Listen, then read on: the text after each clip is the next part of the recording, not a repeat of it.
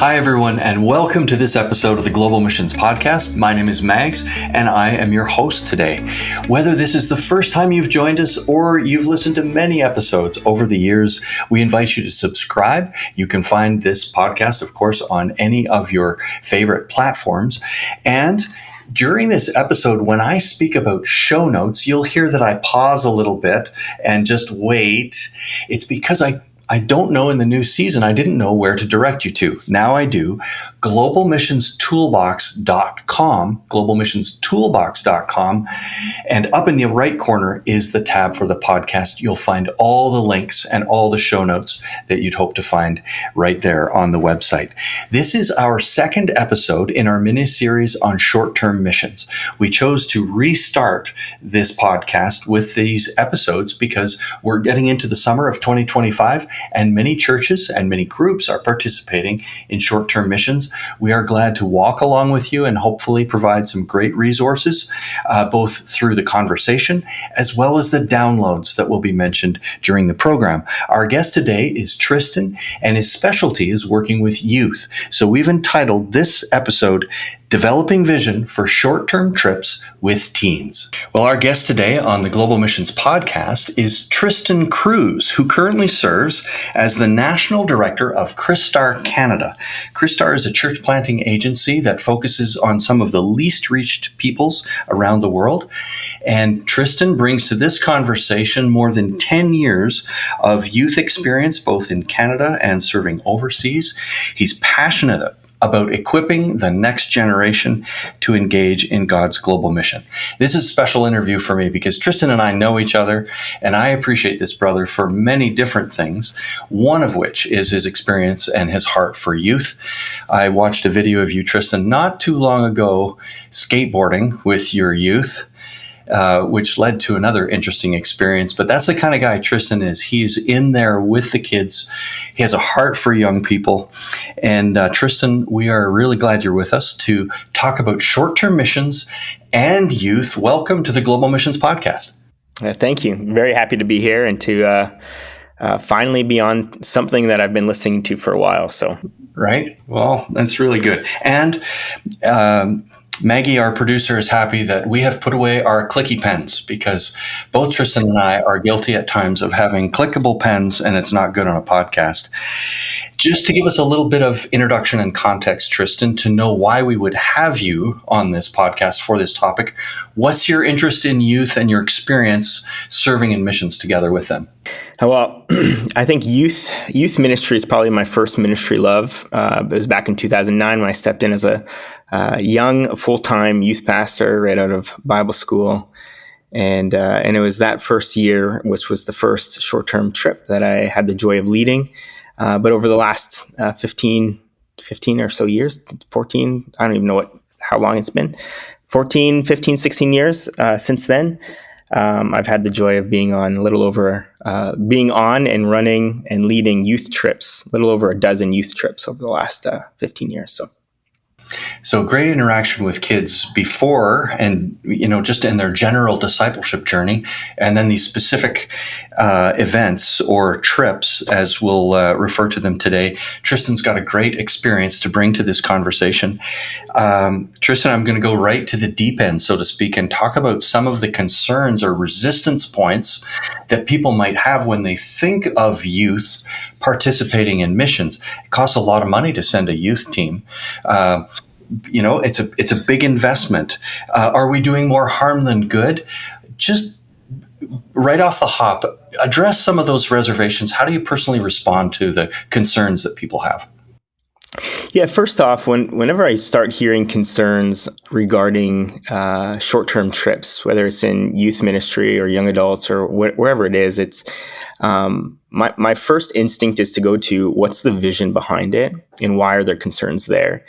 And so, questions that we get, especially within the younger generation, is, are these trips ethical? Are you just promoting colonization? Are you taking your Western faith and implementing it and pushing it on a culture that doesn't desire it? Are all of these types of questions that we have to engage with as leaders and as individuals that desire to add this mission component within a youth ministry program or the discipleship process for the kids that are coming up. But my first instinct would be to go and ask the question, what is the vision behind the trip?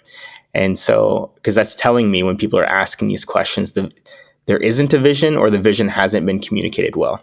So go just a little deeper on that and frame it. Maybe if, imagine I'm a youth leader in a church and there's some concern about doing a vision trip, how would I frame the vision? Well, the vision, has to be the primary point before the trip is even established. And so often if a church came to me and said, hey, we want to do this short-term trip with our kids, or short-term missions trip with our kids, and we want to design a vision behind it, I would first look at what is the church's vision towards missions globally? What do they have kind of embodied within the church culture? What missionaries are they supporting? Where's the church traditionally go when they send maybe church trips? But planning your youth vision around the church's vision. And so as a youth pastor, you may go into it and say, our vision as a church, let's say you're in a Christian and Missionary Alliance church and missions is part of the DNA of the culture. It should be anyways. And so missions right there is extremely important to the church. So it should be important to the youth ministry. But the vision maybe for the youth pastor is missions is, the vision for missions is to establish a good foundation of God's call, both locally and globally, that we see in Matthew 28, and that could be the vision of the trip, to kind of train and equip the youth to be the future. I can give you an idea. I don't know. Does that answer your question? Well, I think so. I guess I'm just watching for those ways to answer, okay, we need a vision. What would that include? What I hear you saying is that it's not a separate vision over here. It's not distinct from what the church is already doing, the vision that what the church already has, but it should be an integrated element of that. Yeah, I'll give you an example here of a vision that I helped the church just last year when they were establishing their youth missions program within their body. And after this vision, they flesh it out with their values for the reason why. But this was their vision: is we strive to send our youth into the world as missionaries in training, so that they can form a heart for the nations. We see our kids as the future of the church, and we strive to foster in them a love for both local and international ministries. And so that vision right there is what drives that youth ministry to go globally, but also locally. And so this church does a local and then a global trip. So they alternate every other year for their youth program. And that is the mission that they plan their trips around. And so right there, with that vision in mind, now the parents are on board, or the parents should be on board, because you get to communicate it with the parents. Then you get to communicate it to the rest of the congregation. This is why we're doing the trip. This is the vision for it.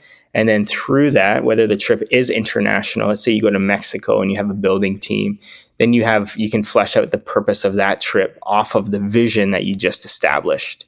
And this was a really neat experience, Megs, where it wasn't just the youth pastor and a couple of his key leaders sitting on the call as we fleshed this out. There was some elders from the church, and the senior pastor were also. And so this was an agreement that the church had together, this shared vision for the youth ministry. Really intentionally integrated then right into the church. Well, there are a few things that the vision statement that you shared, we'll make sure that gets into the show notes, which we'll leave some instructions at the end of the presentation here, at the end of the podcast, how you can get to the show notes. But that clip in and of itself, and the clarity that brings, that's kind of overarching. Everything's going to fit under that vision statement, which is already aligned with the church. I also like the idea that there's a rotation between local engagement and global engagement, or foreign engagement. It sounded pretty intentional as well. Also notice that you're calling these short-term trips, not short-term missions. Is that on purpose? Yeah, for me, it's intentional. I have nothing really against the short-term missions trips. I think what I wrestled with as a youth pastor, when I was a youth pastor, is we would call them missions trips, but the trips were more for the formation of the youth and for the blessing of the workers that were already on the ground. And missions wasn't necessarily happening in the ways that our minds in the West think of missions. And so then we just morphed it to short-term trips. And so I often use the term short-term trips. You can do more within that. And it also broadens what you can do as a quote unquote missions trip, whether it's a building trip or running a VBS or going and sending a prayer team down to pray for the workers. You can just do more within that. So it's just my thing. Yeah. Well, when you were speaking there, you talked about engaging with a church. You mentioned a phrase like when you were alongside helping this church.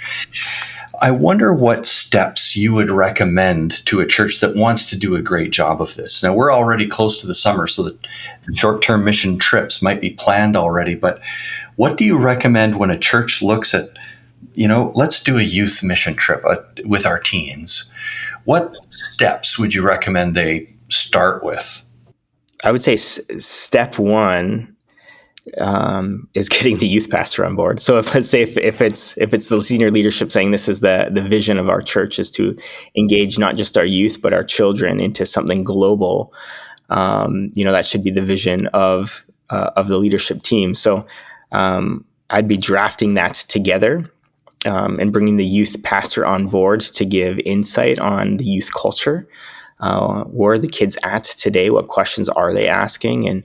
And what should this vision look like? And how do we implement it? And so that'd be step one. Step two is casting that vision. What does that look like? Put it down in writing, like the one I just read. And what this church did is they put it in writing and they say, how do we accomplish it? So if this is our vision, we want our kids to be intentional both locally and internationally. How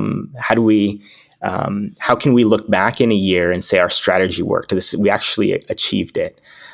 So we have the vision. Now, how do we implement it? What are the values around it?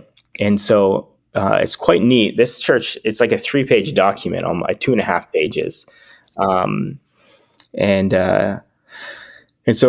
then once you have that kind of in place, then you start the planning, or the youth pastor starts the planning. They find a location, whether it's a spot that the church has gone in the past or to a missionary that the church supports. Or if a church doesn't have any missions programs or any missionaries already, then there's great organizations out there that do youth-specific trips, and that's their bread and butter, and they do it really well. And you can sign on the dotted line with them, and they help you plan and organize. But you'd find that location and plan the trip, and then you'd communicate that trip with the vision to the parents and to the youth.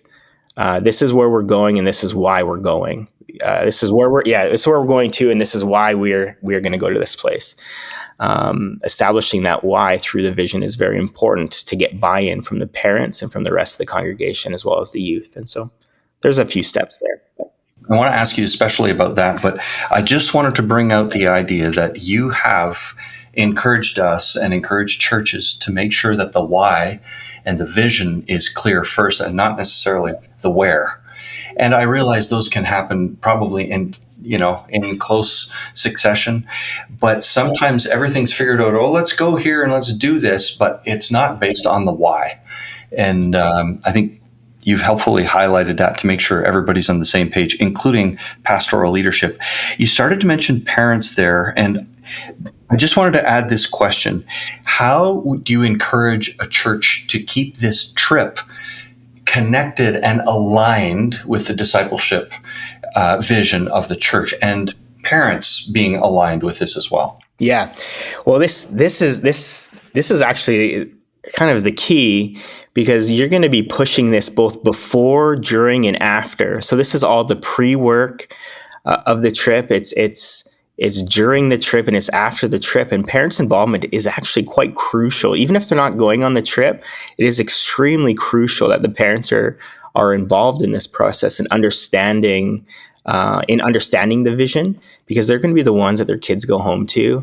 and the kids are going to say, hey, we just had this missionary training, or we had this training night for our missions trip, and I was just, I don't know if I really want to go on this trip. And it's going to be the parents that say, this actually is going to be very good for you, because it's going to be, or it's going to be speaking into X, Y, and Z. And so having the parent support is so important. They're going to be the ones that are going to be at the fundraisers. As you're raising that support for the trip, they're going to be the ones that they're going to be the youth pastors, cheerleaders during the trip, and praying for the youth and for the youth leaders during the trip. And they're going to be the ones that the kids are coming home to after the trip. And so if the parents don't understand the vision of it, then when they communicate or talk with their kids about these things, they're not going to really know where to start. But if they understand the vision, they're going to be able to talk with their kids about the trip around what they already know is going to be true. This is the goal of the trip. This is why we're doing it. And any good youth pastor, I shouldn't even say any good youth pastor should have desired expectations for their trip. Expectations. This is what I want these kids to get out of it. And the parents should also have those desired expectations in their hands. And so then they can look at their kids after, as they're interacting with them and praying for them. And hey, these are the desired outcomes that the youth pastor has placed. And let's see how the parents can play a crucial role in establishing those outcomes, or helping those outcomes come to be when the trip is done. Well, we are going to continue our conversation with Tristan in just a moment. Before we do that, we want to introduce this week's resource to you. It's called the Go Journal. Many of you have heard of it before. It's a resource for a church looking to lift discipleship through short-term missions, pre-field, on-field, and post-field activities there. We'll tell you more about it. We hope it'll be useful to some of you even this summer.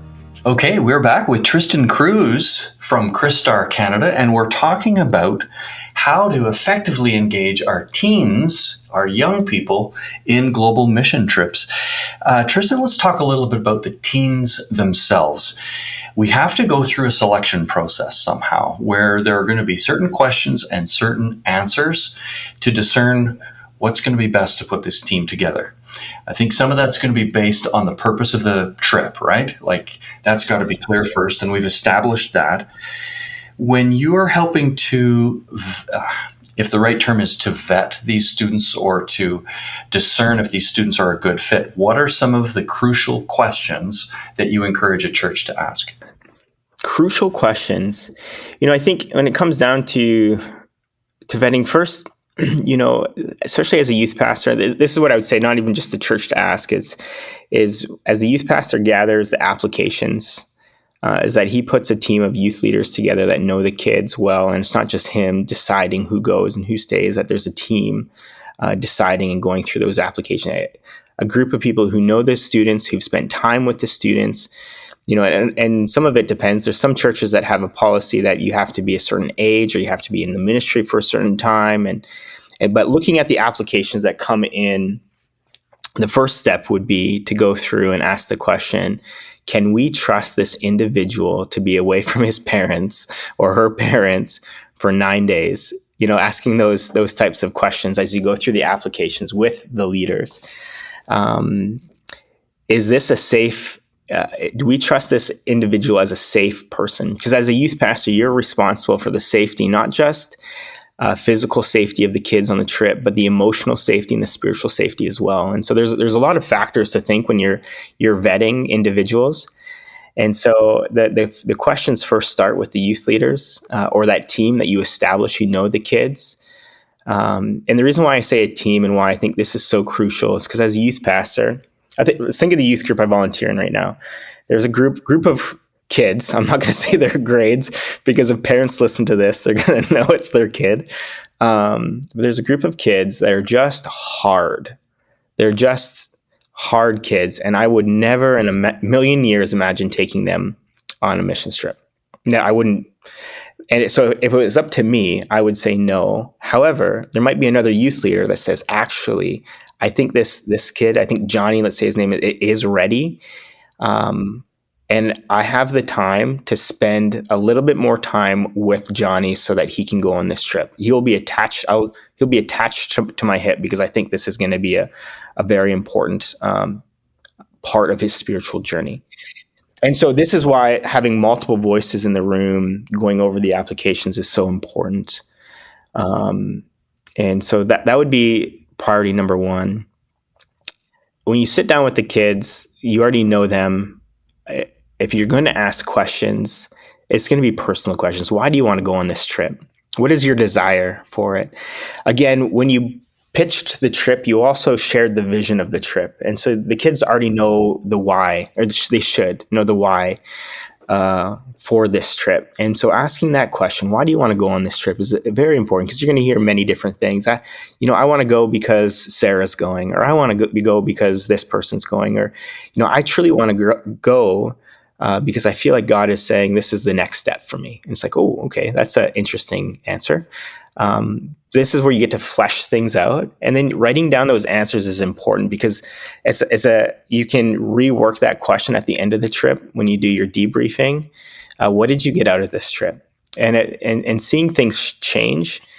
But I think once you get to those questions, that interview, or that interview process after you as a youth team sit down, most of those kids are already set to go, because you as a youth team did your due diligence in saying this person is ready. You may have a couple that as a group you think, I think they might be ready.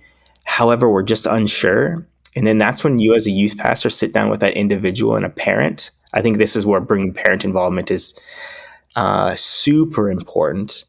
Because then you get to talk with the individual or the student with the parent, and share a little bit of the concerns of the youth leaders. And you don't have to go into all detail on what the concerns are, but that's where I would start when it comes to questioning, or the starting of the vetting process. So just my quick summary, I heard you say, don't vet or approve the participants as a solo person. Do it with an informed group. Youth leaders who know the kids. Makes sense. Number 2, explore the kids' motivations. Why are they thinking of going? And number 3 is include the parents, especially if you've got anybody that's, in question on the bubble or whatever, maybe not, to include parents along the way.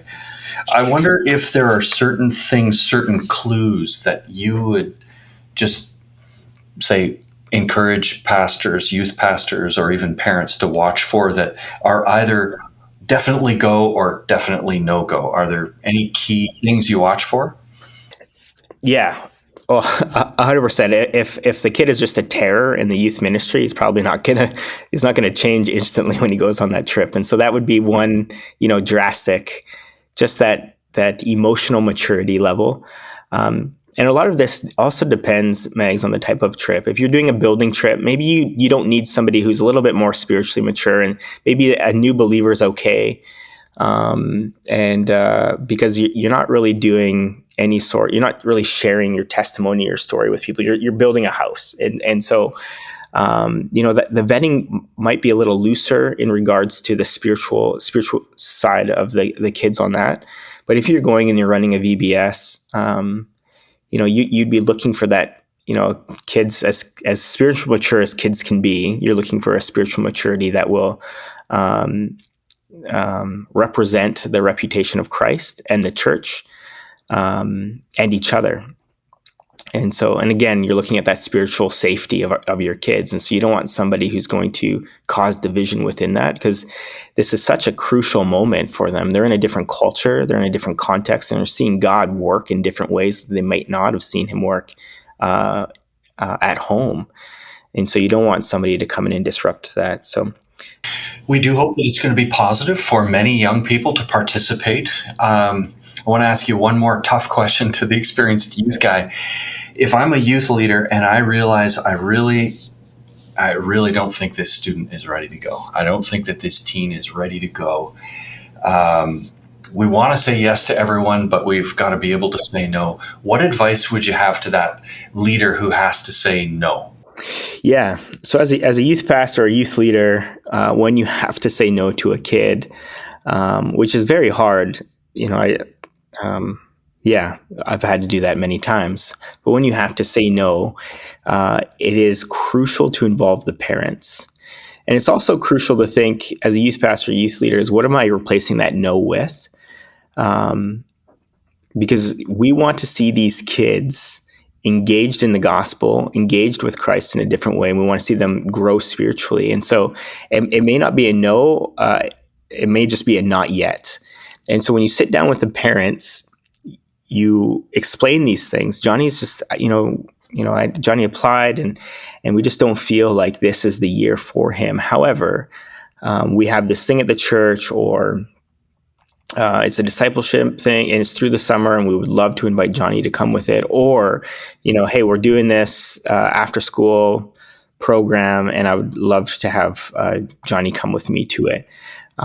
For example, we said no to one kid, and I picked him up from school every Thursday that year, and we went out for coffee every Thursday, and then he went on the trip the next year. And so, there's just you have to ask yourself that question as a youth pastor. It's, what am I replacing that no with? And how am I continuing utilizing that kid, or not utilizing the kid, but engaging that kid within my ministry? You're replacing it with something of value. Yes. Yeah. You're saying not now, but there's still a value add there. Yeah, 100%. And when you show that care to the parent, and if you come genuinely to the parent, they're going to, I'd say 9 times out of 10, be on your side. And again, it's better to have parents on your side than not on your side as a youth pastor. Yeah, we want to work in alliance whenever we can, obviously. Well, I want to ask you one other thing before we really start to wind down. There is criticism around doing short-term missions. We've heard this before, you've heard this before, and this isn't just for youth trips either, but the whole dynamic of engaging. And are we doing the right thing? We need to acknowledge that the church hasn't always got it right. To what degree do you include youth in thinking that through? How do you discuss those realities with them? Do you discuss it with them? And if so, how do you go about it? So when you're eventually faced with those questions, is this ethical? Are we just promoting colonization, and questions like that? It's key to go scripture, be scripture-based in your responses, but also recognize, and this is something that we're not always the greatest at. I don't know if it's being very prideful in the West, but recognizing that, yes, missions, there was a time where missions was not done well. You think of the early 2000s when the era where the books Helping Without Hurting, came into being, and kind of the church stopped in the West doing short-term trips. And recognizing, yes, there was some harm that was done. Very, very, very real harm. And so how are we striving to not repeat ourselves? And so that comes down again with good vision. Why are you doing it? What is the purpose of the trip? What are the desired outcomes of the trip? And the desired outcome shouldn't just be for the teens, but what are you hoping that the missionaries, when you leave the field, what are those individuals going to say about you? Are they going to say, we don't want those kids back again? Or are they going to say, we really want this group back again? And so when you're combating these questions, you really have to dig into the vision that you set and scriptural-based answers in the sense of, is this ethical? Well, here, let me tell you what Jesus said, in John chapter 20, verse 21, a great missional passage. Or this is what he said in Matthew 28:19. And, is this the same command today? If we believe this is the same command today as it was then is this still something that is true? And our culture, sure, we have a very Western culture, but even as a team or as a youth group, especially if it's senior highs, asking the question, how do we go forward, not just in our Western mindset, but how do we have a biblical mindset around this so that we're coming through the gospel rather than through our own perceptions of what the gospel is with our Western lenses on? Does that make sense? And so navigating those questions and tackling those questions head on, I think, is very important. And if you can navigate those as a group, those kids are now going to go back into your youth ministry and be advocates for missions, not just locally, but globally within the rest of the youth ministry. And I think at the end of the day, when you return from the field, you want those kids not just to have this, like, it was a good experience, as okay, we've gone through the debriefing process, but over the next 3 years, 4 years that you have them in your ministry, you want them to be an advocate for what you have done. And even beyond that, as they go into university and they go into the church, how are they going to be an advocate for missions because of this experience? And so navigating those questions is so important. I'm glad to hear you encourage, engaging the youth at age-appropriate material, right? And exploring some of the ways that we've blown it, and they can be part of doing it right and doing it in a healthy way. Well, here I'm going to mention some previous episodes. It goes way back several years in the Global Missions podcast to episodes 68 through 71. And that was a mini-series that we did then, How to Do Short-Term Missions with Excellence. And it takes us through the Standards of Excellence program, actually, that we were cooperating with in those days. Still a lot of very valuable material there. And if you're thinking of doing short-term missions and you want to plan it out, we've talked a lot today about the goer, the teens in this case, but it leads us really to think through what is the blessing and the benefit to the receiver, and what is the blessing and benefit to the sender as well, those who are praying for and supporting the mission as well from the home church. So, Tristan, there may be people listening to this podcast. We're recording it in May of 2025. They might be planning a short-term mission soon, even this summer. If you could speak to that group of people, they're going to be going out in just a few weeks now.